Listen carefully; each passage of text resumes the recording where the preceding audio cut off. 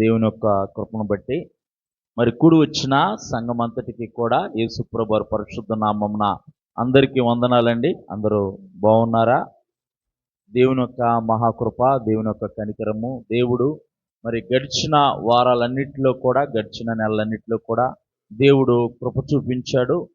అలాగే మరి దాదాపు ఇంకా ఎండాకాలం పూర్తయినట్టే, కానీ కొద్దిగా వాతావరణం కూడా అనానుకూలంగా ఉంటుంది. వాతావరణము చల్లపడినట్టు ఉంటుంది, కానీ పొద్దున కూడా బాగా చాలా గుబులుగా ఉంది. ఉడకపోత బాగా ఉక్కిరిబిక్కిరిగా ఉంటుంది వాతావరణము. మీరు తగు జాగ్రత్తలు తీసుకోండి. ఏదైనా నీరసంగా అనిపిస్తే కనుక వెంటనే డాక్టర్ని మాత్రం సంప్రదించండి. అశ్రద్ధ మాత్రం చేయొద్దు, డాక్టర్ని సంప్రదించండి.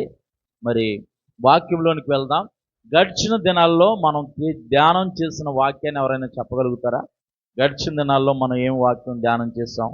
పోయిన వారము, అంతకుముందు వారం కానీ మనం ఏ వాక్యాన్ని ధ్యానం చేసాము చెప్పండి ఒకసారి. గడిచిన వారాల్లో పిల్లలు మీరు కూడా గడిచిన వారంలో ఏ వాక్యాన్ని మనము ధ్యానం చేసాము ఆ లైన్ చెప్పాలన్నమాట. ఏ వాక్యాన్ని ధ్యానం చేసామో ఆ లైను చెప్పాలి. నేను దప్పిగల వాని మీద నీళ్లను, ఎండిన భూమి మీద ప్రవాహ జలములను కుమ్మరించెదను. నీ సంతతి మీద నా ఆత్మను కుమ్మరించెదను. నీకు పుట్టిన వారిని నేను ఆశీర్వదించదును. దేవుని నామానికి మహిమ కలుగును గాక. తెలుగు నేర్చుకోవాలి. తెలుగు, హిందీ, ఇంగ్లీషు, నువ్వు ఎన్ని భాషలు నేర్చుకోగలిగితే అన్ని భాషలు నేర్చుకోవాలి. దేవుని నామానికి మహిమ కలుగును గాక. తెలుగు ఎందుకంటే మనం ఆంధ్రప్రదేశ్లో ఉన్నాము, మనకు తెలుగు స్పష్టంగా రావాలి. తెలుగు మీద మనం పట్టు సాధించాలి. తెలుగు స్పష్టంగా మాట్లాడాలి, తెలుగు మంచిగా మాట్లాడాలి. మనం తెలుగు నేర్చుకోవాలి, చదవగలిగి రాయగలిగి మనం నేర్చుకోవాలి. పిల్లలు కూడా మీరు అశ్రద్ధగా ఉండొద్దు. ఖాళీ సమయాల్లో చదువు మీద మీరు దృష్టి పెట్టండి. బాగా చదువుకోండి. ఇప్పుడు చదువుకుంటేనే చదువు అబ్బిద్ది. తర్వాత చదువుకుందాం కదా ఇంకా అని అంటే తర్వాత చదువు అబ్బదు. చదువుకునే సమయంలోనే చదువుకోవాలి.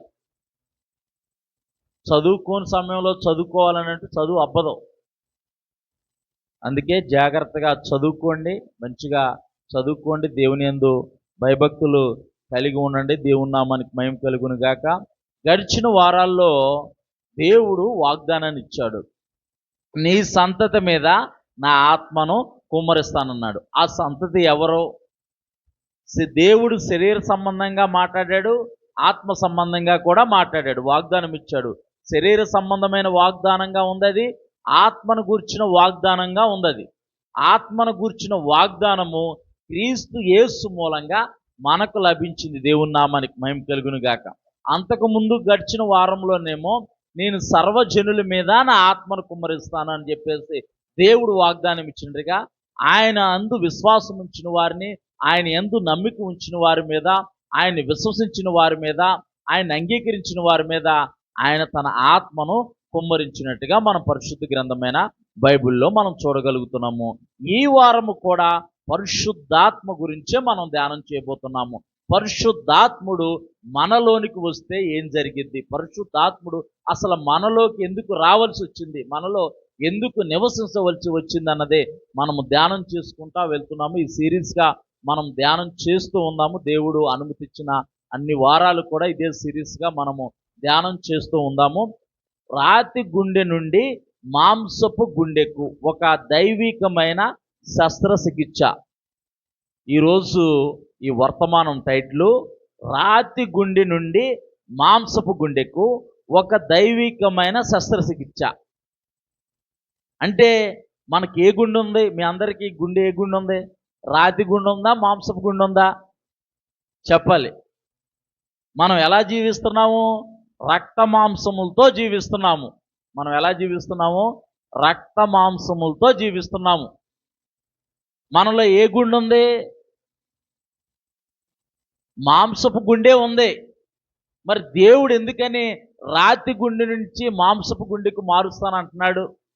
అంటే వారి జీవితం ఎలాగుంది, వారి గుండె ఎలాగుంది చూద్దాం ఒకసారి. మొట్టమొదటిగా హెజ్కేలు గ్రంథము 36వ అధ్యాయము 26-27 వచనాలు చదువుదాం. హెజ్కేలు గ్రంథము 36వ అధ్యాయము 26, 27 వచనాలు. నూతన హృదయము మీకు ఇచ్చేదను, నూతన స్వభావము మీకు కలగజేసేదను. రాతి గుండె మీలో నుండి తీసివేసి మాంసపు గుండె మీకు ఇచ్చేదను. నా ఆత్మను మీ యందు ఉంచి నా కట్టడలను అనుసరించు వానిగాను నా విధులను గైకొని వారిగాను మిమ్మల్ని చేసేదను. దేవుని నామానికి మహిమ కలుగును గాక. ఇక్కడ దేవుని వాక్యం ఏమని చెబుతుందంటే, హెజ్కేలు గ్రంథము 36వ అధ్యాయము 26, 27 వచనాలు మనము చదువుకొని ఉన్నాము. ఈ వచనాలు దేవుని యొక్క వాక్యం ఈ విధంగా చెబుతుంది: నేను నూతన హృదయం మీకు ఇచ్చేదను, నూతన స్వభావం మీకు కలగజేసేదను. రాతి గుండె మీలో నుండి తీసివేసి మాంసపు గుండె మీకు ఇచ్చేదను. అంతేకాదు, నా ఆత్మను మీ యందు ఉంచి నా కట్టడలను అనుసరించు వారిగాను నా విధులను గైకొని వారిగాను మిమ్మల్ని చేసేదను. దేవుని నామానికి మహిమ కలుగును గాక. అప్పుడు దేవుని జనాంగమైన ఇజ్రాయేల్ ప్రజలకి మాంసపు గుండె లేదా?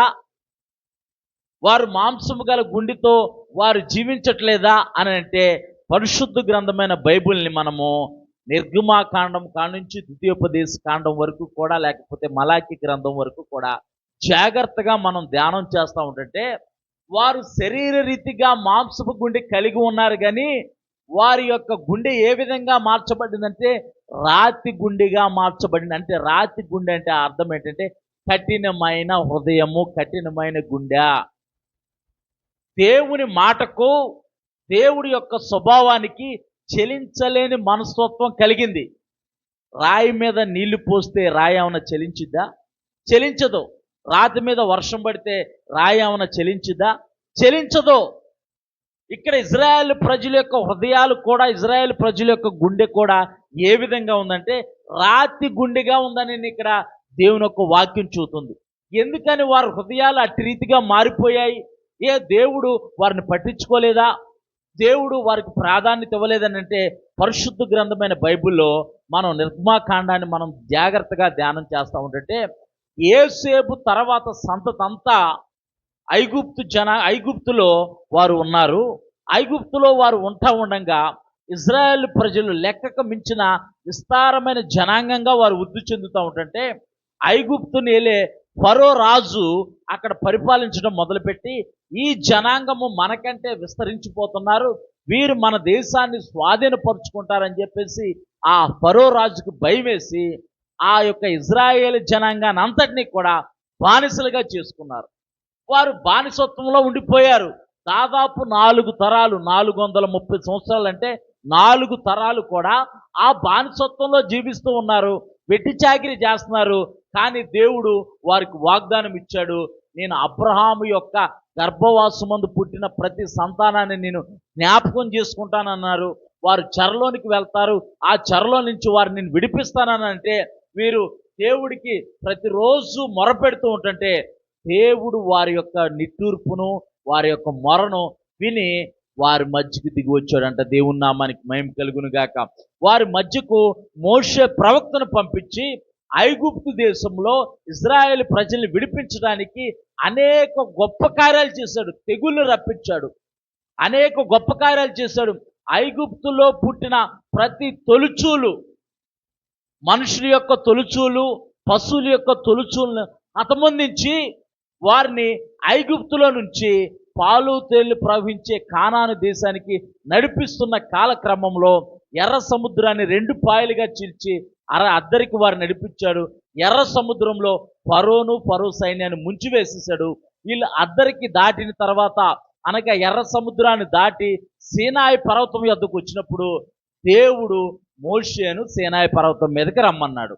నేను నా ప్రజలకు కొన్ని కట్టడలను, కొన్ని ఆజ్ఞలను నేను ఇవ్వబోతున్నాను, నీవు నా సన్నిధిలోకి రమ్మనంటే, మోషే దాదాపు 40 దినాలు కూడా కొండ మీద దేవుని సన్నిధిలో ఉండి దేవుడు చెప్పే వాటిని అన్నిటినీ కూడా జాగ్రత్తగా ధ్యానం చేస్తూ, జాగ్రత్తగా అతను గుర్తుపెట్టుకుంటూ ఉన్న సమయంలో కింద ఉన్న జనాంగం అంతా కూడా వారు ఐగుప్తు నుంచి విడిపించబడ్డారే కానీ వారి యొక్క మనసంతా కూడా ఐగుప్తులోనే ఉంది. శరీర సంబంధంగా వారు ఐగుప్తు నుంచి విడిపించబడ్డారు, కానీ వారి మనసంతా ఐగుప్తులోనే ఉంది. ఐగుప్తులో ఉన్న కట్టుబాట్ల మీద ఉంది, ఐగుప్తులో ఉన్న ఆచారాల మీద ఉంది. ఐగుప్తు అని అంటే ఇక్కడ లోకం అనే అర్థము. మనం కూడా యేసు ప్రభువారి రక్తం ద్వారా కడగబడి పరిశుద్ధులుగా మార్చబడి నీతిమంతులుగా మార్చబడి మనము ఆయన సొత్తైన జనాంగంగా ఆయన మనం చేసుకుంటే మనము విడిపించబడిన తర్వాత కూడా మన ఆలోచన లోకం మీద ఉంటుందా? మన ఆలోచన లోకంలో ఉన్న కట్టుబాట్ల మీద ఉంటుందా? మన ఆలోచన లోకంలో ఉన్న వ్యవహారాల మీద ఉంటుందా? ఈ దినాల్లో, ఈ అంత్య దినాల్లో లోకంలో ఉన్న కట్టుబాట్లు, లోకంలో ఉన్న ఆచారాలన్నీ కూడా సంఘంలోకి వచ్చేసాయి. లోకాన్ని మించిపోయింది సంఘం. దేవుని శరీరంగా పిలువబడే సంఘము లోకంలో ఉన్న ఆచారాల్ని మించిపోయి ఆచారాల్ని, అనేకమైన వింత కార్యకలాపాలని సంఘం చేస్తుంది. అది దేవుని యొక్క వాక్యానికి, దేవుని చిత్తానికి విరుద్ధమని పరిశుద్ధ గ్రంథమైన బైబిల్ చెబుతుంది. దేవుని నామానికి మహిమ కలుగును గాక. దేవుడు వారిని ఐగుప్తు బానిసత్వం నుంచి విడిపించినా సరే వారు శరీర రీతిగా విడిపించబడ్డారు, కానీ వారి మనసు ఎక్కడుంది? ఐగుప్తులో ఉంది. వారి ఆలోచన అంతా ఎక్కడుంది? ఐగుప్తులోనే ఉంది. వీళ్ళని దేవుడు అనేక అద్భుత కార్యాలు, అనేక గొప్ప కార్యాలు చేసి వీరిని విడిపిస్తే దేవుడు మోషే ప్రవక్తనే సీనాయి పర్వతం మీదకి రమ్మంటే మోషే ప్రవక్త సీనాయి పర్వతం మీదకి వెళ్ళి దేవుని సన్నిధిలో కనిపెడతా ఉంటుంటే దేవుడు తనతో మాట్లాడుతుంది అంతటినీ ఆయన జాగ్రత్తగా గైకొనాలని ఆయన హృదయంలో ముద్రించుకుంటా ఉంటుంటే ఇక్కడ కింద ఉన్న జనాంగము మోషే ఏమయ్యాడు? మోషే అహరోను మోషే ఏమయ్యాడు? మమ్మల్ని నడిపించడానికి మాకొక దేవుడు కావాలని చెప్పేసి వారే ఒక పోత విగ్రహాన్ని, దూడ విగ్రహాన్ని, బంగారపు దూడ విగ్రహాన్ని తయారు చేసుకొని దాని ముందు చిందులేస్తూ దాని ముందు చేయరాని కార్యకలాపాలన్నీ చేస్తూ ఉంటుంటే దేవునికి కోపం వచ్చి, మోషే నేను తీసుకొచ్చిన జనాంగం చూడు, నేను ప్రేమించి విడిపించి ఐగుప్తు బానిసత్వం నుంచి విడిపించిన జనాంగం చూడు ఎలా చేస్తుందో, నువ్వు ఒక్కసారి పక్క తప్పుకో, నేను వారందరినీ హతముందించి నీ గర్భంలో పుట్టిన వారిని నేను కానాని దేశానికి తీసుకెళ్తానంటే, ప్రభువా నువ్వు ఇన్ని అద్భుత కార్యాలు చేసి, ఇన్ని ఆశ్చర్య కార్యాలు చేసి, అయ్యా నీ జనాంగాన్ని నువ్వు నాశనం చేస్తే వాళ్ళ దేవుడు అరణ్యంలోకి తీసుకెళ్ళిపోయి వారిని నాశనం చేశారని అంటారు. ప్రభా కనికరించు ప్రభా, నువ్వు కరుణావాత్సల్యత గల దేవుడు ప్రభా, నువ్వు వేవేలకు కృప చూపించేవాడు ప్రభా అని చెప్పేసి మోషే దేవుని పాదాలు పట్టుకొని బతిమాలితే దేవుడు కరుణావాత్సల్యత గల దేవుడు కనుక వారిని కనికరించాడు. దేవుని నామానికి మహిమ కలుగును గాక. మోషే దిగి వచ్చేసరికి వీళ్ళందరూ కూడా ఆ పోత విగ్రహం ముందు చిందులేస్తూ పోత విగ్రహాన్ని, ఆ దూడని వీళ్ళు ఆరాధిస్తూ ఉంటుంటే మోషేకి కోపం వచ్చి దేవుడిచ్చిన ఆజ్ఞ పలకల్ని అక్కడే పగలగొట్టేశారు. దేవుని పక్షం ఉండేవారు ఎవరో ఈ పక్కకు నుంచోండి, దూడ పక్షం ఉండేవారు ఎవరో ఈ పక్కకు నుంచోండి అంటే దూడ పక్షం ఉండేవారు అందరినీ దేవుడు హతముందించాడు. దేవుని పక్షం ఉండేవారిని దేవుడు వారికి కృప చూపించాడు. దేవుని నామానికి మహిమ కలుగును గాక. దేవుడి పక్షం ఉంటానని చెప్పి, ఆజ్ఞలు గైకొంటామని చెప్పి, కట్టడలు విధులు మేము పాటిస్తామని చెప్పి వీరు యొక్క 40 సంవత్సరాలు ఈ అరణ్యంలో నడుస్తూ ఉంటుంటే చిన్న చిన్న విషయాలకు కూడా దేవుని మీద సనగటం మొదలు పెట్టారంట. చిన్న చిన్న విషయాలకు కూడా దేవుడి మీద కోపడటం మొదలు పెట్టారంట. పరిశుద్ధ గ్రంథమైన బైబిల్ చెబుతుంది వారు విశ్వాసఘాతకులు అయ్యారు. అంటే విశ్వాసఘాతకులు అంటే దేవుణ్ణి నమ్మలేదు వారు, అవసరం కొరకే దేవుడు అంటున్నారు. ఈ దినాల్లో కూడా అద్భుతాలు కొరకే దేవుడు అని వస్తున్నారు. ఆయన అద్భుతాలు చేస్తాడు, కంపల్సరీ ఆయన అద్భుతాలు చేసే దేవుడు, ఆయన ఆశ్చర్య కార్యాలు చేసే దేవుడు.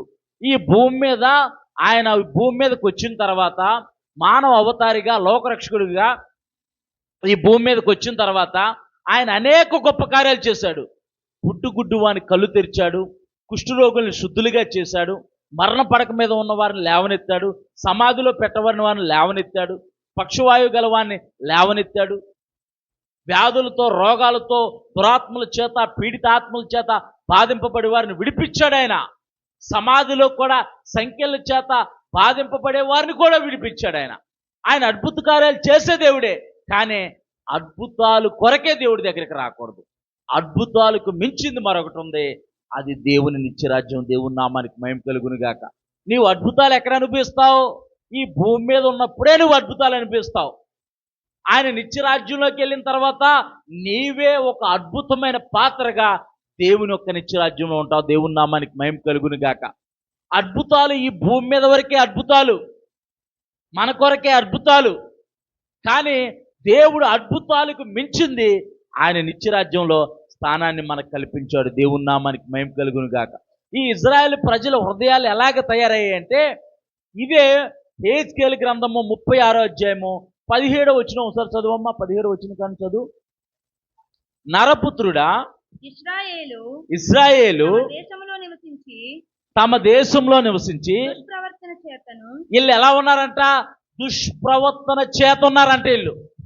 వీరు ఒక దేశంలో నివసించి దేవుడు పాలు తేళ్లు ప్రవహించే కానాన్ని దేశాన్ని స్వాచ్ఛముగా అనుగ్రహిస్తే వీళ్ళు ఎలాంటి ప్రవర్తనతో జీవిస్తున్నారంట అంటే, మన భాషలో మనకు అర్థమయ్యే విధంగా చెప్పుకోవాలంటే, దేవుడు ఎంత కృపగల దేవుడు అంటే, వారు నాటని చెట్ల యొక్క ఫలాలు వారు అనుభవించేటట్టు ఇజ్రాయెల్ ప్రజలను ఆస్వాదించారు.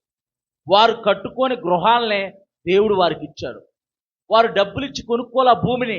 అయినా దేవుడే కనికరంగా దేవుడు గనక బానిసత్వం నుంచి విడిపించి వారికి ఆ యొక్క పాలు తేనెలు ప్రవహించే సువిశాలమైన పాడి పంటలు కలిగిన కానాను దేశానికి వారు స్వాచ్ఛంగా నడిపిస్తే తిని ఊరకొండలేక, మన భాషలో చెప్పుకోవాలంటే ఎలాగా, తిని ఊరకొండలేక, అరణ్యంలో కూడా తిని ఊరకొండలేక, మోషే మేము ఐగుప్తులో ఉంటే మాకు మంచి మంచి కొరమైన చేపలు, మంచి శీలావతి అని దాని పేరు, ఆ శీలావతి, ఆ బంగారు తీగల చేపలు ఇవన్నీ ఉండే.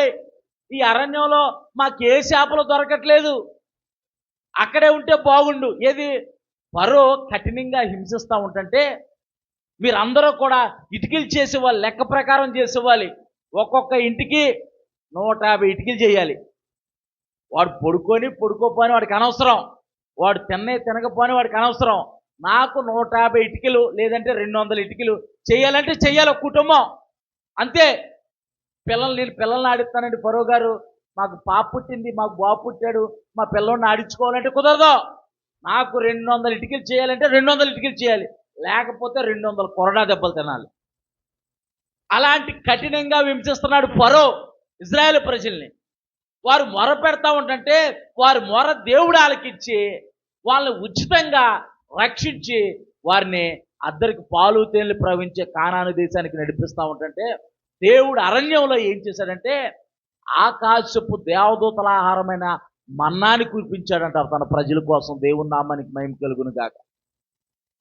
దేవదూతల ఆహారమైన మన్నాను కురిపిస్తే ఫరో ఈ మన్నా తిని ఈ చప్పిడి అన్నం తినేసినాక అయిపోయింది, మా జీవితం అంతా చప్పిడిగా ఉంది, ఒక టేస్ట్ లేదు, ఒక మసాలా లేదు, మసాలా వాసన రావట్లేదు.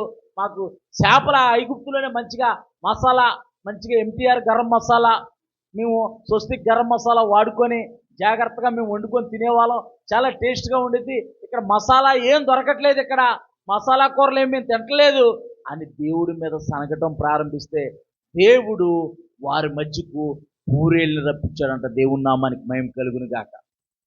మోషే మేము తాగడానికి నీళ్ళు లేవు, ఈ అరణ్యంలో మమ్మల్ని చచ్చిపోవడానికి తీసుకొచ్చావా అనేది దేవుని మీద సరిగితే దేవుడు బండను చీల్చి మధుర జలాన్ని ఇచ్చాడంట. దేవుని నామానికి మహిమ కలుగును గాక. వారు తాగాలని ఆ యొక్క బాగులో నీళ్ళు ఇలా పట్టుకొని తాగుతుంటే అవి చేదుగా ఉన్నాయంట. మోషే చేదు నీరు తాగటానికి మమ్మల్ని అరణ్యంలోకి నడిపించిందని అంటే ఆ చేదు నీటిని మారాని మధురంగా మార్చాడంట. దేవుని నామానికి మహిమ కలుగును గాక. ఇంత ఉచితమైన కృప దేవుడు అనుగ్రహిస్తే వీరు ఎలా ఉన్నారంట? ఇప్పుడు మొదటి కాని చదువు నాన్న, 17వ వచనం మొదటి కాని చదువు. ఇప్పుడు నరపుత్రుడా ఇశ్రాయేలీలు నరపుత్రుడు అంటే ఇక్కడ హెజ్కేలు ప్రవక్తతో దేవుడు మాట్లాడుతున్నాడు. నా పిల్లలు ఎలా ఉన్నారో వినయ్యా, నా పిల్లలు ఎలా ఉన్నారో చూడు, నా బాధను అర్థం చేసుకొని నా బాధ వారికి తెలియజేయని చెప్పేసి ప్రవక్త ద్వారా దేవుడు వారిని హెచ్చరిస్తున్నాడు. ప్రవక్తతో ఇక్కడ దేవుడు మాట్లాడుతున్నాడు. నరపుత్రుడా, ఇశ్రాయేలీలు తమ దేశంలో నివసించి దుష్ప్రవర్తన చేతను దుష్ప్రవర్తన అంట, దుష్క్రియలంట. వారు ఎలా జీవిస్తున్నారంట? దుష్ప్రవర్తన, దుష్క్రియల చేత చదువు. దానిని అపవిత్రపరిచి పరచిరి అపవిత్రపరిచారు. అంటే అలాంటి దుష్క్రియలు నన్ను అలాగే అపవిత్రపరిచారు. మీ దుష్క్రియల చేత, మీ ప్రవర్తన చేత అపవిత్రంగా మీరు జీవించారు. అంటే చెయ్యరాని చేష్టలు, చెయ్యరాని క్రియలు వారు చేశారంట. అంటే దేవుడు హృదయం ఎంతగా నొచ్చుకుంది, దేవుడు హృదయం ఎంతగా బాధపడింది. దేవుడు ఉచితమైన కృపనిస్తే ఆ కృపని వారు నిరర్ధకం చేస్తున్నారు. ఆ కృపని వారు వినియోగించుకోవట్లా. దేవుడు ఇంత గొప్ప కార్యాలు చేశాడు మా పట్ల, ఇన్ని అద్భుత కార్యాలు చేశాడు మా పట్ల అని దేవుడి మీద ఆధారపడటం మానేసి వారు సొంత బలం మీద, వారు సొంత జ్ఞానం మీద, వారు దేవుడి మీద ఆధారపడుతున్నారు. వారు అసలు దేవుడు ఎవరో మాకు తెలియదు అన్నట్టు వారు జీవిస్తున్నారంట. ఒక్క మాటలో మనం చెప్పుకోవాలంటే, దేవుడు మీకు ఇచ్చిన మొదటి సంతానము నా స్వాచ్ఛం అని అన్నాడు. నా స్వాచ్ఛము, మీ మొదటి సంతానము నా స్వాచ్ఛం అని అంటే ఆ మొదటి సంతానంట అగ్నిగుండంలో పడేసేవాళ్ళంట. ఆ మొదటి సంతాన్ని నరబలిగా, దహన బలిగా అర్పించేవాళ్ళంట. అంటే దేవుడిచ్చిన సంతానాన్ని, దేవుడిచ్చిన పిల్లల్ని విగ్రహారాధన చేసి, అపవిత్రమైన కార్యకలాపాలు చేసి నరబలులుగా దేవతలకు వారు అర్పించేవారంట. మరి దేవుడి కోపం రాదా? దేవుడిచ్చిన స్వాచ్ఛము, దేవుడిచ్చిన పిల్లల్ని దేవుని కొరకు పెంచకుండా, దేశం కొరకు పెంచకుండా, సమాజం కొరకు పెంచకుండా ఇష్టానుసారంగా వారు నరబలు అర్పించేవాళ్ళంట. ఏది? దేవుడు తెలిసిన జనాంగం, దేవుడు తెలియని జనాంగం కాదు. అక్కడ అంటాడు, ఇంకా అన్ని జనులే మీ కొరకు, అన్ని జనులే నయ్యం మీ మీద. అన్ని జనుల్లో కూడా ఇలాంటి దుష్కరమైన ఆచారాలు ఉండవు, ఇలాంటి కార్యకలాపాలు ఉండవు. వారు యథార్థంగా, నమ్మకంగా ఉంటారు. మీరు మాత్రం ఎలా ఉన్నారంట? వారు దుష్ప్రవర్తన చేత దేవుణ్ణి బాధించే వారిగా ఉన్నారంట. నా ప్రియమైన దేవుని జనాంగమా, నా ప్రియమైన దేవుని సంగమా, నీ హృదయం ఎలా ఉంది? దేవుడు నీ జీవితంలో అనేక గొప్ప కార్యాలు చేసినప్పటికీ కూడా నీ హృదయము మొద్దుబారిపోయిందా? నీ హృదయము కఠినంగా ఉందా? నీ హృదయము రాతి వలె మారిపోయిందా? నా జీవితంలో ఏమి చేయలేదండి అని చెబుతూ ఉంటారు. అబద్ధం. అసలు నువ్వు బతికున్నావంటే దేవుడి కృప. నువ్వు ఊపిరి కలిగి ఉన్నావంటే దేవుడు, ఊపిరి తీసుకుంటున్నావంటే దేవుడి కృప. నువ్వు నీ చేత్తో, నీ యొక్క చేత్తో ఈ 5 ఏళ్ళు ఇలా పిడికిలు ఇలా కలుపుకొని ముద్ద నోట్లో పెట్టుకుంటున్నావు అంటే దేవుడి కృప. ఇంత విచితమైన దేవుడి కృపను మనకు అనుగ్రహిస్తే నా జీవితంలో ఏమి చేయలేదండి. ఈ బాధలు, ఈ కష్టాలు ఎక్కువైనా, బాధలు మనుషులకు కాకపోతే జంతువులకు ఉంటాయా? బాధలు మనుషులకు కాకపోతే జంతువులకు ఉంటాయంట. ఇక్కడ పరిశుద్ధ గ్రంథమైన బైబిల్లో మనం చూస్తే ఆయన రక్తము కారునంతగా పాపంతో పోరాడాడంట. ఒకసారి హెబ్రీలకు రాసిన పత్రిక 5వ అధ్యాయము 7వ వచనం నుంచి మనం చదువుదాం. శరీరధారి అయ్యున్న దినములలో, ఎవరో యేసు ప్రభు వారి గురించి ఇక్కడ రాసింది, పరిశుద్ధాత్మ దేవుడు రాయించాడు. ఇక్కడ యేసు ప్రభు వారి గురించి, దేవుని కుమారుడిగా ఈ లోకానికి దిగి వచ్చిన యేసు ప్రభు వారి గురించి పరిశుద్ధాత్మ దేవుడు హెబ్రీ గ్రంథకర్త రాస్తున్నాడు. చదువునానా. శరీరధారి అయి ఉన్న దినములలో మహారోదనతో అంట. ఆయన ఎవరో? దేవుని కుమారుడు, ఆయన సృష్టికర్త. ఆయనే ఏం చేస్తున్నాడంట? తండ్రి అయిన దేవునికి విధేయత చూపించడానికి మహారోదన చేస్తున్నాడంట. చదువునానా. కన్నీళ్లతోను తన్ను మరణము నుండి రక్షింపగలవానికి ప్రార్థనలను యాచనలను సమర్పించి భయభక్తులు కలిగి ఉన్నందున ఆయన అంగీకరింపబడ్డాడంటే ఆయన ద్వారా పాప క్షమాపణ కలిగిందని అర్థం. దేవుని నామానికి మహిమ కలుగును గాక. అంటే ఆయన అంతగా విధేయత చూపించాడు, మాదిరికరమైన జీవితాన్ని మనకు చూపించాడు. మన జీవితంలో ఒక చిన్న జరగరాని జరిగిందనుకో, మనం అల్లకొల్లోలం అయిపోతూ ఉంటాం. ఏంటి ఈ జీవితం, ఏంటి ఈ విశ్వాస జీవితం, ఏంటి ఇదేంటి? మన హృదయం కఠినం చేసుకుంటాం. కఠినాత్ములుగా మారిపోతూ ఉంటాం. చూద్దాం పరిశుద్ధ గ్రంథమైన బైబిల్ ఏం చూస్తుందో చూద్దాం. అసలు వీరు ఎలా ఉన్నారంట? ఇర్మియా గ్రంథము 11:8 ఒకసారి చదువమ్మా. ఇర్మియా గ్రంథము 11:8. అయినను వారు తమ దుష్ట హృదయములో, అక్కడ హెజ్కేలు గ్రంథము 36:17 దుష్ప్రవర్తన అని రాయబడింది. ఇక్కడ అయినను వారు తమ దుష్ట హృదయములో పుట్టు మూర్ఖత చొప్పున నడుచుకొనుచు వినకపోయిరి. ఏం వినకపోయారంట? చదువమ్మా. చెవియొగ్గిన వారు కాకపోయిరు అంటే ఏం వినలేదంటే దేవుని మాటను, దేవుని ఆజ్ఞలను, దేవుడి కట్టలను వినలేదు వాళ్ళు. దేవుని మాటకు చెవియొగ్గలా. అనేక మంది ప్రవక్తలను పంపించాడు వారి మధ్యకి. ఒరే, మీ బ్రతుకు మార్చుకోండి, మీ జీవితాన్ని మార్చుకోండి, మీ బుద్ధిని మార్చుకోండి అంటే నువ్వెవడరా మాకు చెప్పేదని చెప్పేసి ప్రవక్తలను కూడా చంపేశారు. ఇజ్రాయేల్ ప్రజలు ప్రవక్తలను కూడా చంపేశారు. అయినా దేవుడు కరుణావాత్సల్యత గల దేవుడు కనుక తన ప్రవక్తలను పంపిస్తూనే ఉంటున్నాడు. తన ప్రవక్తల ద్వారా దేవుడు వారితో మాట్లాడుతూనే ఉంటున్నాడు. ఇక్కడ ఇర్మియా ప్రవక్తతో కూడా మాట్లాడుతున్నాడు. నా జనాంగానికి తెలియజేయంటే ఇర్మియా ప్రవక్త మాట ఇశ్రాయేలు ప్రజలు వింటలా.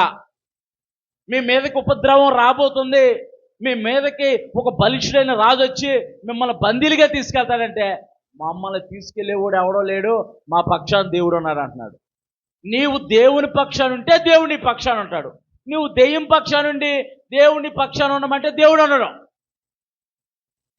మీకు బాగా అర్థమైంది అనుకుంటా.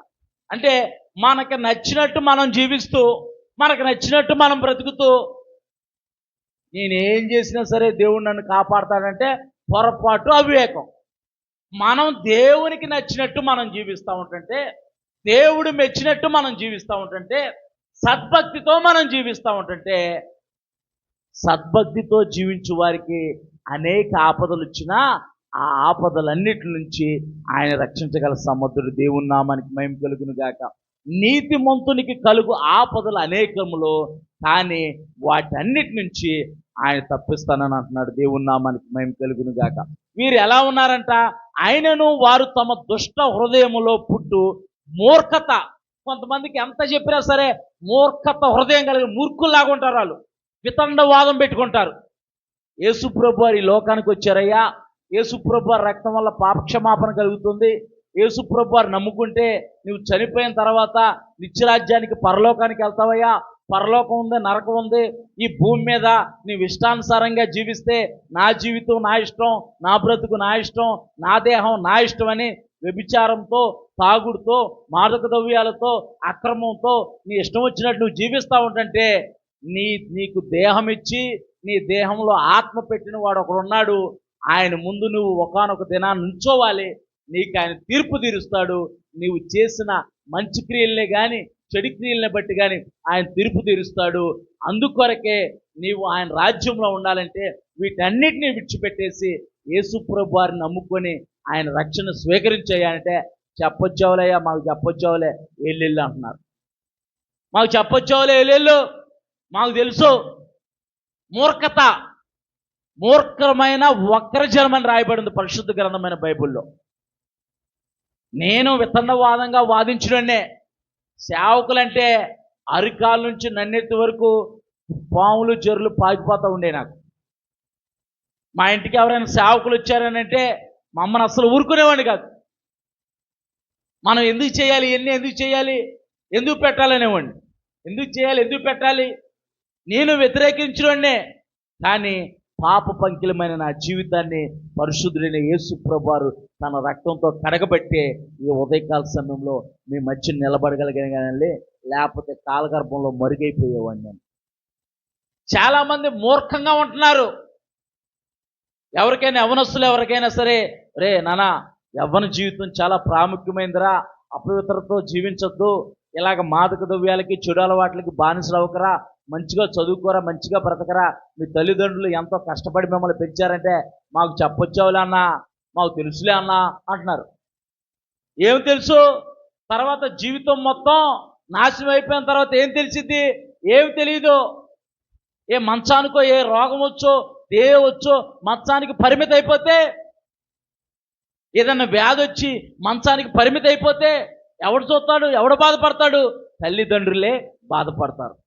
మిగతా వాళ్ళు అంటారు వాడు ఇష్టానుసారంగా తిరిగాడు, వాడు చేసుకున్న కర్మ వాడు అనిపించాలంటారు. అవునా కదా? వాడు చేసుకున్న కర్మ వాడు అనిపించాలంటారు. తల్లిదండ్రులు ఏమంటారు?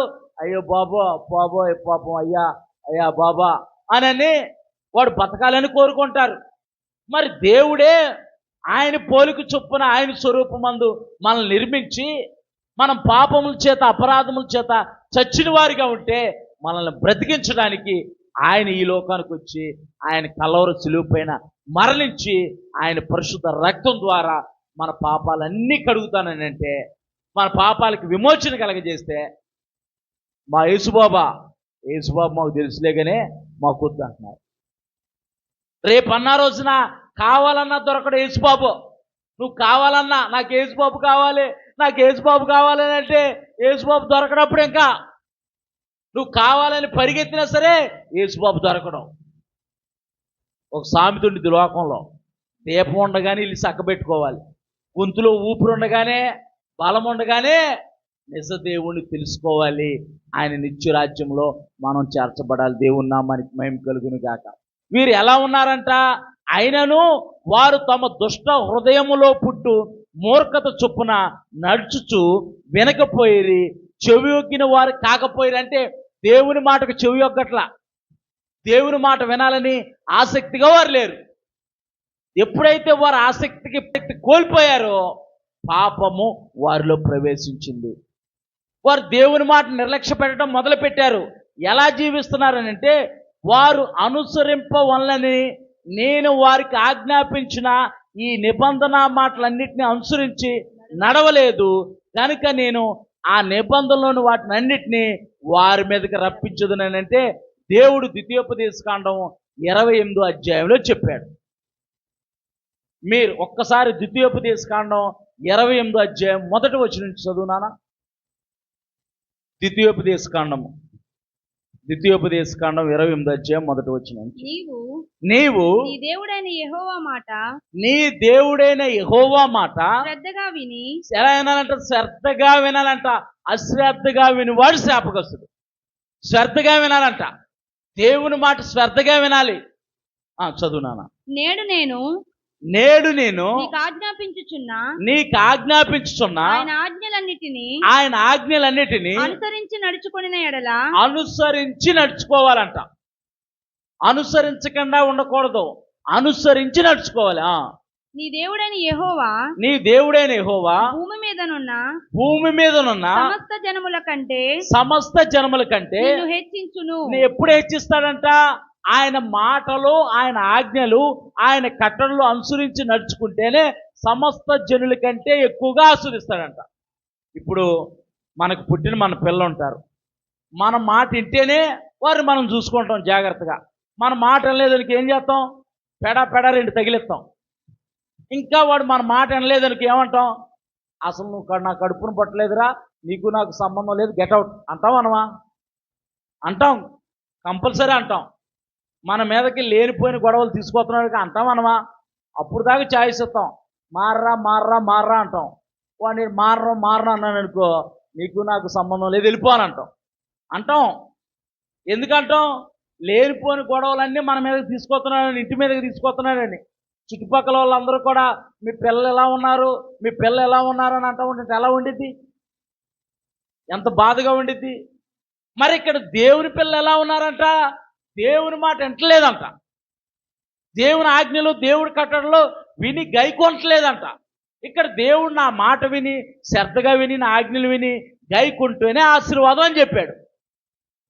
15 వచ్చిన చదువు. నేను నేడు నీకు ఆజ్ఞాపించు ఆయన సమస్తమైన ఆజ్ఞలను కట్టడలను నీవు అనుసరించి నడుచుకొనవలెనని నీ దేవుడైన యెహోవా సెలవిచ్చిన మాట వినని ఎడల వినని ఎడల.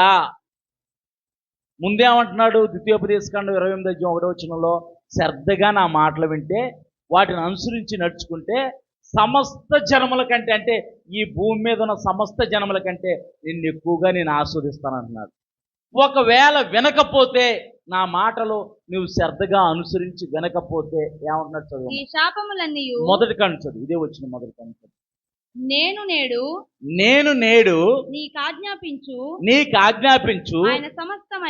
ఆయన సమస్తమైన ఆజ్ఞలను కట్టడలను నీవు అనుసరించి నడుచుకొనవలెనని నీ దేవుడైన యెహోవా సెలవిచ్చిన మాట వినని ఎడల ఈ శాపములన్నీ నీకు సంభవించును. అక్కడ ఆ శాపాలు చదివితే రాత్రిపూట నిద్ర చాలా భయంకరంగా ఉంటాయి. ఇది దేవుడు చెప్పాడు, దేవుడు సెలవిచ్చాడు. నా మాట విని దేవుడు ఏమంటున్నాడు, నిన్ను వలె నీ పొరుగు వారిని ప్రేమించు అంటున్నాడు. ఎవరి మీద ద్వేషం పెట్టుకోవద్దు. నిన్ను ద్వేషించే వారికి కూడా ఒక ప్రార్థన చేయి. నువ్వు నీకుంటే సహాయం చేయి, లేకపోతే ప్రార్థన చేయి. ఆదివారం పునరుద్ధాన దినాన్ని ఆచరించు. తప్పనిసరి పరిస్థితి అయితే, ఎవరైనా హాస్పిటల్లో ఉన్నారు, ఎమర్జెన్సీ అయితే అప్పుడు వారి దగ్గరికి వెళ్ళు, పర్లేదు, వాళ్ళ దగ్గరికి వెళ్ళు, వారిని పరామర్శించు.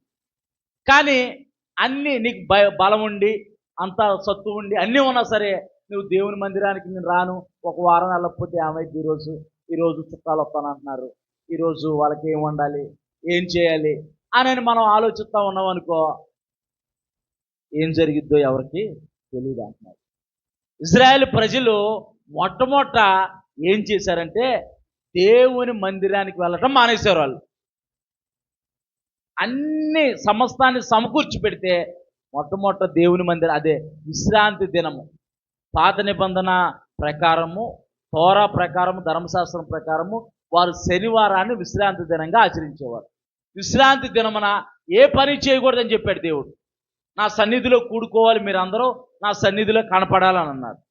వీరు రాను వీరు అభివృద్ధి చెందిన కొలదే విశ్రాంతి దినాన్ని పాటించడం మానేశారు. వీళ్ళు దేవుడు చేయమన్న పని చేస్తేనే మనకు ఆశీర్వాదం. దేవుడు వద్దన్న పని చేసామనుకో, ఇప్పుడు ఒక మాటలో చెప్పాలంటే, మనం ఒక షాపింగ్ మాల్కో ఎక్కడికో వెళ్తే అక్కడ రోడ్డు మీద నో పార్కింగ్ బోర్డు ఉంది. అంటే రోడ్డు మీద వాహనాలు నడిపొద్దు, పార్కింగ్ ప్లేస్లోనే వాహనాలు పెట్టాలని ఉండిద్ది. కాదని నో పార్కింగ్ బోర్డు దగ్గర మనం వాహనం నిలిపామనుకో, ట్రాఫిక్ కానిస్టేబుల్ వచ్చి మన బండికి ఫైన్ వేస్తారు. ఎందుకు?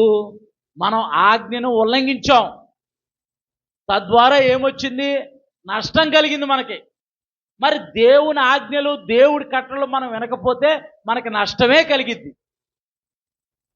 వారి హృదయం ఎలా ఉందంట? రాతి హృదయంగా ఉందంట వారి హృదయం. చూద్దాం ఒకసారి. ఆ నిబంధనలోనూ ఉన్న వాటిని అన్నిటినీ వారి మీదకి రప్పించుతున్నానంటే ఈ శాపములన్నీ వస్తాయంట. దేవుని మాట వినకపోతే, దేవుని మాటకు చెవి యొక్కకపోతే, దేవుడు చేయమన్న పని చేయకపోతే నష్టమే మన జీవితంలో మనం చవి చూస్తూ ఉంటాం. ఇక్కడ అందుకే ఇర్మియా ప్రవక్త హృదయం గురించి ఒక మంచి మాట రాస్తున్నాడు. చదువుదాం ఒకసారి. ఇర్మియా గ్రంథము 17:9. హృదయము అన్నిటికంటే మోసకరమైనది, అది ఘోరమైన వ్యాధి కలది, దాన్ని గ్రహింపగలవాడు ఎవడో? ఈ భూమి మీద పుట్టిన ఏ డాక్టర్ కూడా, ఈ భూమి మీద చదువుకున్న ఏ డాక్టర్ కూడా హృదయంలో ఉన్నదానికి కనుగొనేవాడు ఎవడో లేడు. కార్డియాలజిస్టులు ఉన్నారు, అంటే గుండెకు వాల్స్ బ్లాక్ అయితే వాటిని ఓపెన్ చేయడానికి, బైపాస్ సర్జరీ చేయడానికి, గుండె మళ్ళీ యథాస్థితిగా పనిచేయటానికి గల సామర్థ్యం కలిగిన, నైపుణ్యత కలిగిన డాక్టర్లు ఉన్నారు. కానీ హృదయంలో ఉన్నదాన్ని గ్రహించే డాక్టర్ ఏ డాక్టర్ లేడు. అందుకే పరిశుద్ధ గ్రంథమైన బైబిల్ చెబుతుంది, మత్తయి సువార్త 5వ హృదయ శుద్ధి గల వారు ధన్యులు, వారు దేవుని చూస్తారంట. దేవుని నామానికి మహిమ కలుగును గాక. హృదయంలో శుద్ధి ఉండాలి. హృదయాన్ని శుద్ధి చేసుకోవాలంటే దేవుని సన్నిధానానికి రావాలి, దేవునితో సహవాసం చేయాలి, దేవుని సన్నిధిలో ప్రార్థన చేయాలి, దేవుని వాక్యాన్ని మనం ధ్యానించాలి. దేవుని నామానికి మహిమ కలుగును గాక. చూద్దాం ఒకసారి పరిశుద్ధ గ్రంథమైన బైబిల్లో నుంచి. ఇక్కడ హృదయం ఎలా ఉందంట? హృదయము ఇర్మియా గ్రంథం 17:9. హృదయము అన్నిటికంటే మోసకరమైనది, ఘోరమైన వ్యాధి కలది. అది ఘోరమైన వ్యాధి కలది. దాన్ని గ్రహింపగలవాడెవడు? అది ఘోరమైన అంటే మన హృదయం చెప్పే దాన్ని బట్టి మనం నడుచుకుంటాం. హృదయము నిండిన దాన్ని బట్టి నోరు మాట్లాడుతుందంట. హృదయంలో స్టోరేజ్ అయింది. ఎవడైనా మనల్ని ఏదన్నా అన్నాడు అనుకో, అవకాశం కోసం చూస్తాం అనమాట. లోపల స్టోరేజ్ చేసి పెడతాం. ఎప్పుడు దొరుకుతారా, ఎప్పుడు దొరికిద్ది ఆవిడే అని చెప్పేసి లోపల స్టోరేజ్ చేసి మనకు దొరికినప్పుడు ఓపెన్ అయిపోయింది అనమాట. ఇంకా బ్లాస్ట్ అయిపోయింది. ఇంకా అవునా కదా, బ్లాస్ట్ అయిపోయింది. నువ్వు నన్ను పలానప్పుడు ఎలా అన్నావు, పలానా ఆవిడతో నా గురించి ఎలా అన్నావు, ఎందుకు అన్నావు నన్ను, అసలు నీకు నాకు సంబంధం ఏంటి, నన్ను అనాల్సిన అవసరం నీకేంటి? హృదయం నిండిన దాన్ని బట్టి నోరు మాట్లాడుతుంది. ఎంతకీ హృదయం ఎలాంటిదంట? హృదయము ఘోరమైన వ్యాధి కలదంట. దాన్ని గ్రహింపగలవాడు ఎవడో? దాన్ని తయారు చేసిన వాడే, దాన్ని పరిశీలించువాడు, దాన్ని పరిశోధించువాడు. దేవుని నామానికి మహిమ కలుగును గాక. హృదయము వ్యాధితో నిండిన కపట కేంద్రము, దానిని గ్రహించుట ఎవని సాధ్యము? హృదయము వ్యాధితో నిండిన కపట కేంద్రము, దానిని గ్రహించుట ఎవని సాధ్యము? మనసు మర్మమెరిగిన మహనీయుడా, మనసు మార్చగలిగిన నిజదేవుడా, మనసు మర్మమెరిగిన మహనీయుడా, మనసు మార్చగలిగిన నిజదేవుడా, నా మదిని కోవెలగా మలుచుకోవయా, నా హృదిని రారాజుగా నిలిచిపోవయా, నా మదిని కోవెలగా మలుచుకోవయా, నా హృదిని రారాజుగా నిలిచిపోవయా. మనసున్న మంచి దేవా, నీ మనసు నాకిచ్చావా, మనసు మలినమైన నాకై మనిషిగా దిగి వచ్చావా. ఆయన మనిషిగా మన కొరకు దిగి వచ్చాడు.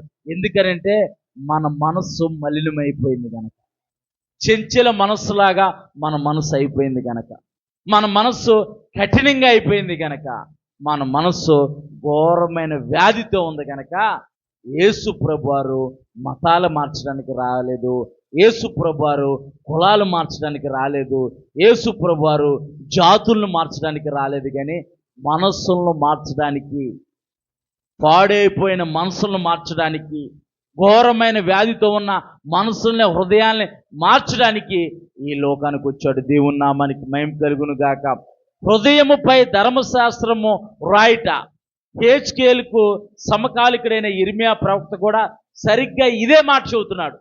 మనం ఇందాక హెజ్కేలు గ్రంథము 36వ అధ్యాయము 26, 27 వచనాల్లో, నేను రాతి గుండెను తీసివేసి మాంసపు గుండెను మీకు ఇచ్చేదను, మీ హృదయాలలో నా ఆజ్ఞలు రాస్తానంటున్నాడు, నా ఆత్మను మీలో ఉంచుతానంటున్నాడు. అప్పటి వరకు వారి హృదయాల్లో ఏమి లేవు? దేవుని ఆజ్ఞలు, దేవుని కట్టడలు వారు అనుసరించి నడుచుకోవట్లా, వారి హృదయాల్లో లేవు. ఎందుకంటే వారి హృదయాలు కఠినంగా అయిపోయాయి కనుక. ఇప్పుడు ఈ దేవుడు ఏమని వాగ్దానం ఇస్తున్నాడు? నా ఆత్మనే మీలో ఉంచుతాను, నా ఆత్మను మీలో ఉంచుతాను కనుక, నా ఆత్మను మీలో ఉంచుతాను. ఆ యొక్క నా ఆజ్ఞల్లో, నా కట్టడలు అన్నిటినీ మీ హృదయాలపై రాస్తాను. నా ఆత్మ మిమ్మల్ని నడిపిస్తూ ఉండేది. దేవుని నామానికి మహిమ కలుగును గాక. ఆ ఆత్మే పరిశుద్ధాత్మ. దేవుని నామానికి మహిమ కలుగును గాక. ఇక్కడ ఇర్మియా కూడా ఇదే మాటను తెలియజేస్తున్నాడు, ఇదే వాగ్దానాన్ని గుర్తు చేస్తున్నాడు. ఇర్మియా గ్రంథము 31వ అధ్యాయము 33వ వచనం చదువమ్మ. ఇర్మియా గ్రంథం 31వ అధ్యాయం 33వ వచనం. ఈ దినములైన తరువాత, ఈ దినములైపోయిన తర్వాత నేను ఇశ్రాయేలు వారితోను, ఈ దినములంటే వీరు దేవుని మాటలు గైకొనకపోవటం వల్ల, దేవుని మాటలు వినకపోవటం వల్ల వీరు ఎక్కడికి వెళ్ళిపోయారు? మళ్ళీ చెరలోకి వెళ్ళిపోయారు, మళ్ళీ బానిసత్వంలోనికి వెళ్ళిపోయారు. మనం యెషయా గ్రంథంలో కూడా చూసినట్టుగా, యెషయా గ్రంథంలో నేను దప్పిగలవాని మీద నీళ్లను, ఎండిన భూమి మీద ప్రవాహ జలములను కుమ్మరించదను, నా సంతతి మీద నా ఆత్మను కుమ్మరిస్తాను, నీకు పుట్టిన వారిని నేను ఆస్వాదిస్తానని దేవుడు ఎప్పుడు వాగ్దానం ఇస్తున్నాడు? వారు చెరలో ఉన్నప్పుడు వాగ్దానం ఇస్తున్నాడు. ఇక్కడ కూడా ఇజ్రాయెల్ ప్రజలు చెరలో ఉన్నప్పుడు దేవుడు వారిని జ్ఞాపకం చేసుకుంటున్నాడు. దేవుని నామానికి మహిమ కలుగును గాక. ఆయన మనం చెరలో ఉన్నా, మనం ఇబ్బందికరమైన పరిస్థితిలో ఉన్నా, మనం వేదనకరమైన పరిస్థితిలో ఉన్నా, మనం కుమిలిపోతున్నా, ఆయన మనల్ని చేయి విడిచిపెట్టే దేవుడు కాదు. ఆయన అబద్ధమాటకు నరుడు కాదు. ఆయన మనకు తోడుగా ఉండి మనల్ని నడిపించే దేవుడే ఉన్నాడు. ఆయనే నజరేయుడైన యేసుక్రీస్తు. దేవుని నామానికి మహిమ కలుగును గాక. ఇక్కడ ఇర్మియా గ్రంథము 31వ అధ్యాయం 33వ వచనము, ఈ దినములైన తర్వాత నేను ఇశ్రాయేలు వారితోను యోధా వారితోను చేయబోవు నిబంధన ఇదే. వారి మనసులలో నా ధర్మ విధి ఉంచెదను, వారి హృదయము మీద దాన్ని వ్రాసెదను.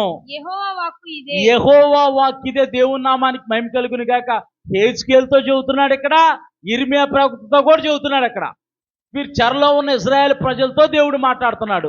నేను మీలో ఉన్న రాతి గుండెని నేను తీసివేస్తా, కఠినమైన హృదయాన్ని నేను తీసివేస్తా, కఠినమైన హృదయాన్ని మాంసపు హృదయముగా నేను మారుస్తాను.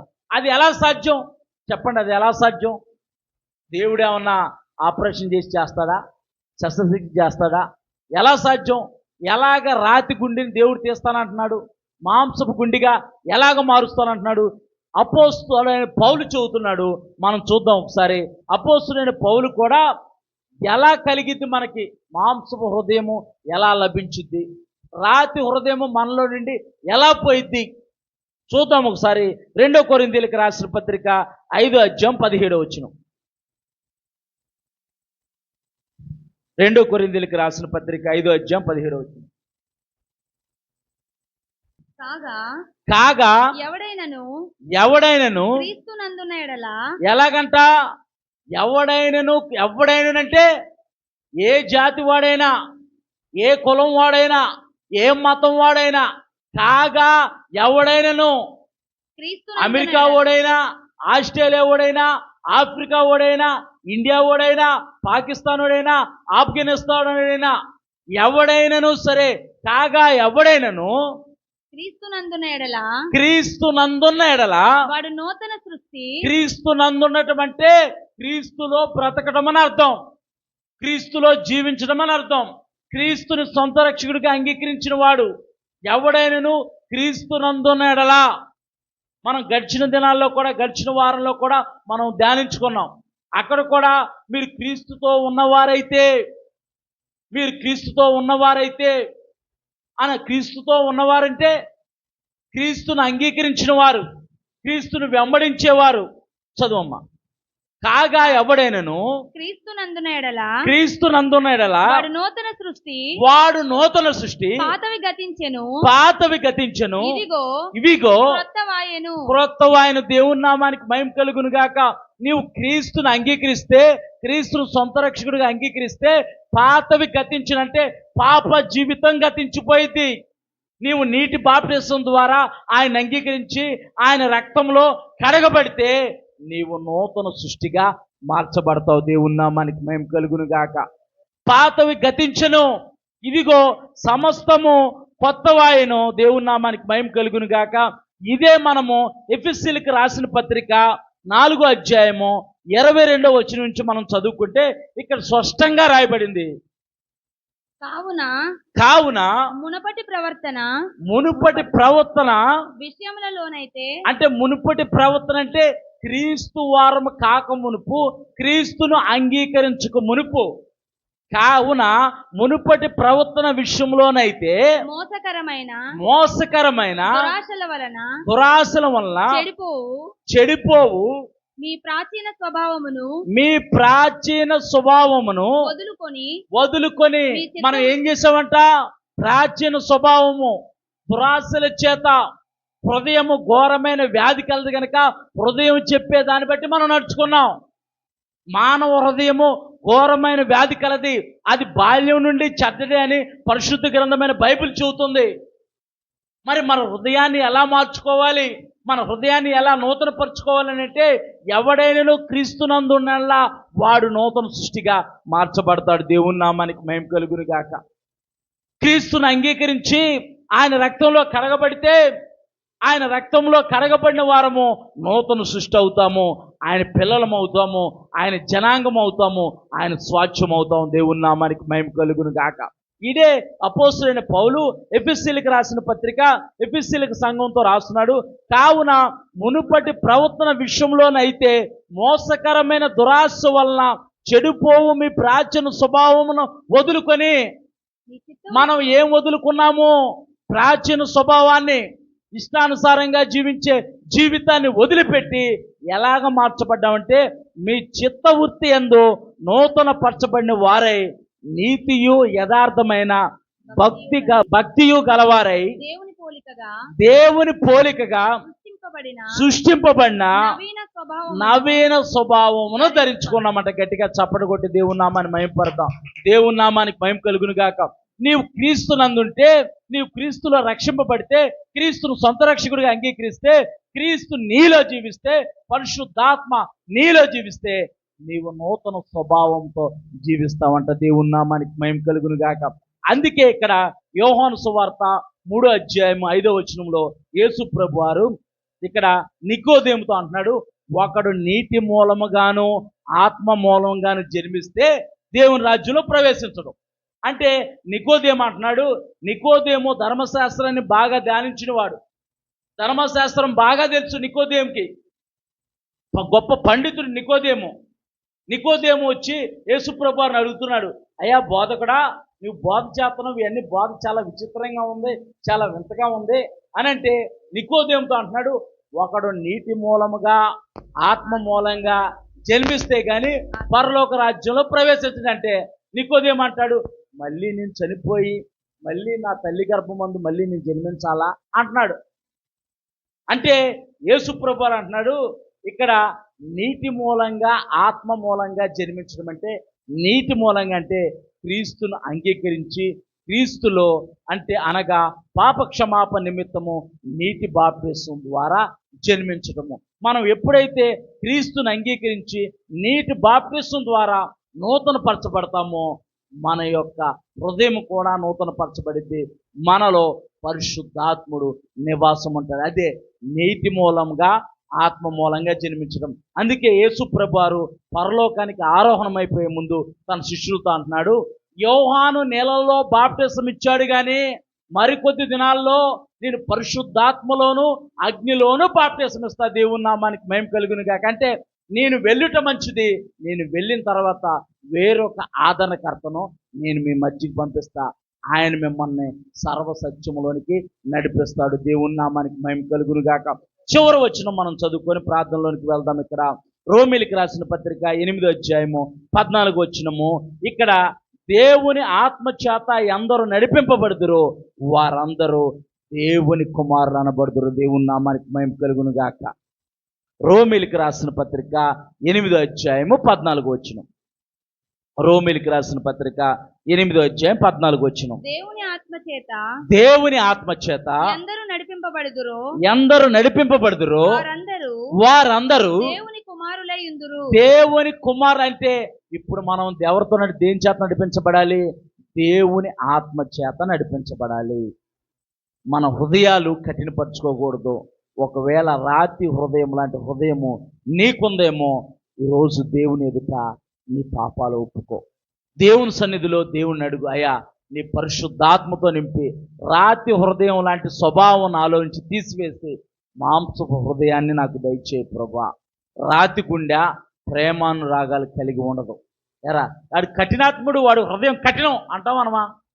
ఎవడన్నా మన ఇంట్లో కోపిష్ఠుడు ఎవడన్నా ఉన్నాడు అనుకో, కోపం కలిగి ఉన్నాడు ఎవడన్నా అనుకో, వాడు చెప్పినా ఎండాం, వాడు చెప్పినా ఎండాడు, వాడు కఠినాత్ముడు, వాడు మూర్ఖుడు, వాడికి అసలు మనసే లేదు అంటామనమా?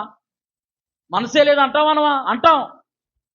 ఒకవేళ కోపిష్ఠుడు ఎవరైనా ఉన్నాడు అనుకో, అలాగే మాట్లాడుతూ ఉంటాం. మరి నిజంగా మన హృదయం ఎలా ఉంది దేవుని పట్ల? మనము దేవుని పట్ల కఠినంగా ఉంటున్నామా? దేవుడు రాతి హృదయాన్ని తీసివేసి మాంసపు హృదయాన్ని ఇచ్చి తన పరిశుద్ధాత్మను మనలో పెట్టి ఆయన న్యాయ విధుల్ని, ఆయన కట్టల్ని గైకొని వారిగా మనం చేస్తానని దేవుడు వాగ్దానం ఇచ్చాడు. ఎందరైతే దేవుని ఆత్మచేత నడిపింపబడుదురో వారందరూ దేవుని కుమారులు కుమార్తెలు అనబడతారంట. మరి మనం దేవుని ఆత్మచేత నడిపించబడుతున్నామా, దెయ్యపు ఆత్మచేత నడిపించబడుతున్నామా? మనము దేవుని ఆత్మచేత నడిపించబడుతున్నామా, లోకపు ఆత్మల చేత నడిపించబడుతున్నామా, లేకపోతే మానవ ఆత్మచేత నడిపించబడుతున్నామా? మనమందరం కూడా దేవుని సన్నిధిలో మోకరించయ్యా, నీ ఆత్మచేత నేను నడిపించబడాలి. ఎందరైతే నీ ఆత్మచేత నడిపించబడతారో వారందరూ నీ కుమారులు నీ కుమార్తెలు అవుతారు నాయన. అయ్యా, నీ ఆత్మ లేనివాడు నీ వాడు కాదని అన్నావు ప్రభా. నీ పరిశుద్ధాత్మను అయ్యా నాలో ఉంచు నాయన. నీ పరిశుద్ధాత్మ చేత నేను నడిపించబడాలి. నీ పరిశుద్ధాత్మ అభిషేకంతో నన్ను నింపు ప్రభా. పరిశుద్ధాత్ముడా, పరిశుద్ధాత్ముడా, కఠినమైన నా హృదయాన్ని మాంసపు హృదయంగా మార్చవా? అడుగుదాం, అందరం అడుగుదాం. మాట్లాడద్దు, ఎవ్వరు మాట్లాడద్దు, సీక్రెట్గా ఎవ్వరు మాట్లాడద్దు. అందరూ మోకరించి, అందరూ మోకరించండి. అందరూ మోకరించి కూడా అయ్యా, మా హృదయాన్ని కఠినమైన హృదయంగా అయిపోతున్నాం మన హృదయం. అయ్యా, మాంస హృదయంగా మార్చు ప్రభా. ఆత్మఫలం ఏమనగా ప్రేమ, సంతోషము, సమాధానము, దీర్ఘశాంతము, దయాళుత్వము, ఆశానిగ్రహము, మంచితనము. ఆత్మఫలాలు మనం ఆత్మచేత నడిపించబడితే ఆత్మ ఫలాలతో మనం జీవిస్తాము. మనము ఫలించట ద్వారా తండ్రి మహింపరచబడతాడు. దేవుని నామానికి మహిమ కలుగును గాక. అందరము ప్రార్థన చేద్దాం. నోరులు తెరవాలి. ప్రార్థన అన్నప్పుడు ప్రార్థన చేయాలి. అయ్యా నీ ఆత్మతో నన్ను నింపు. పిల్లలు కూడా అయ్యా నీ పరిశుద్ధాత్మతో నేను నడిపించబడాలి. పరిశుద్ధాత్మతో నన్ను నింపు ప్రభా. నీ ఆత్మతో నేను నడిపించబడాలి నాయన.